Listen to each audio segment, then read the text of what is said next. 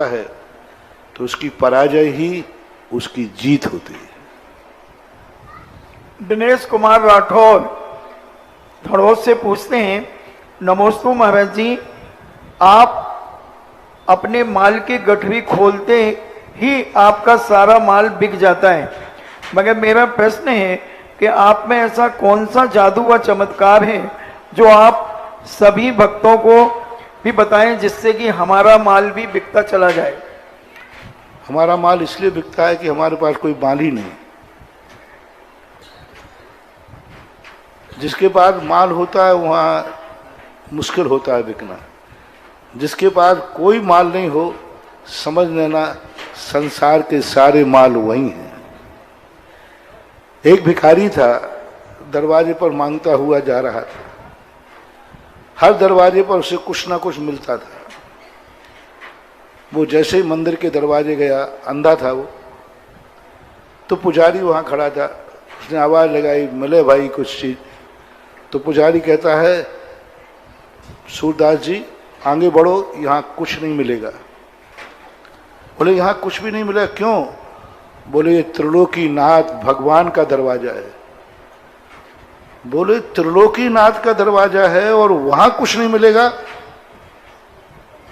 यदि कुछ नहीं मिलेगा तो त्रिलोकीनाथ कैसा? और त्रिलोकीनाथ है तो कैसे नहीं मिलेगा? बस उसने कहा, मैं इसी दरवाजे की आज तक खोज कर रहा था। मैं अंधा हूं, मैंने आज तक भगवान का दरवाजा नहीं देखा था। और मैं जिस दरवाजे गया वहां कुछ ना कुछ मिल जाता था, कुछ ना कुछ देते थे। सब मालिक थे, मुझे गरीब समझते थे, मुझे दीनहीन समझते थे, सब मुझे कुछ ना कुछ देते थे। लेकिन मैं वही दरवाजा खोज रहा जो 3 लोक का नाथ है और जिसके पास देने को कुछ नहीं है। बस मैं इसी दरवाजे को खोज रहा था।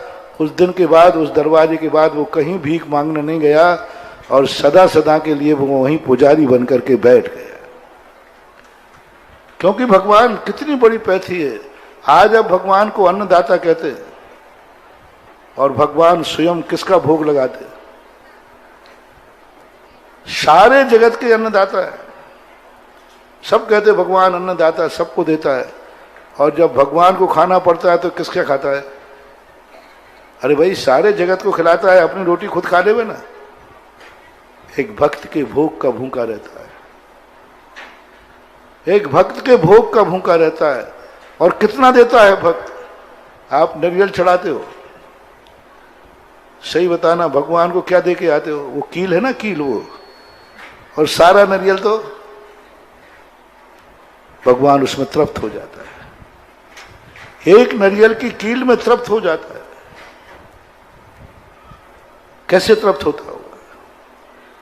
तो यही सबसे बड़ा रहस्य होता है कि एक नारियल की कील में जो तृप्त हो रहा है, समझ लेना उसकी भूख कैसी है। और जिसके पास स्वयं को खाना नहीं है, सारा जगत उसी के दरवाजे मांगने क्यों जाता है? जिसको स्वयं नहीं खाने के लिए, स्वयं बैठा है, यदि भक्त ने भोग नहीं लगाया तो बैठा है, नहीं खाएगा। जो भक्त के भोग के ऊपर बैठा है, जो स्वयं के लिए खाना नहीं है, बस वही दरवाजा सच्चा है। उसी दरवाजे सारी दुनिया मांगने जाती है। इसलिए मेरा मॉल, मेरी दुकान ऐसी ही है।